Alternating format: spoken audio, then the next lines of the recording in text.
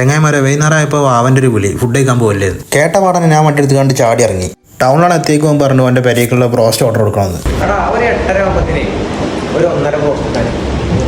അത് കഴിഞ്ഞ് നമ്മൾ നേരെ വിട്ടു അറബി മജീസ്ക്ക്.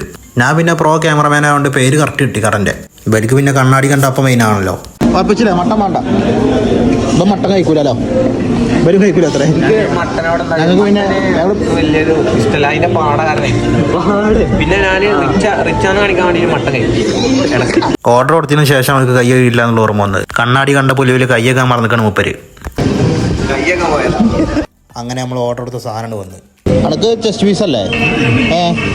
അല്ലെങ്കിൽ ജസ്റ്റ് അല്ലേ കഴിക്കുള്ളൂ? കുഴപ്പമില്ല.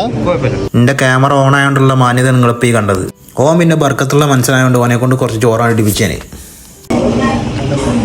നാലാമത്തെ ടപ്പായി കൊണ്ടുവരുന്നത് ഇപ്പം എന്താ വെറും മയോണീസ് എന്താണ്.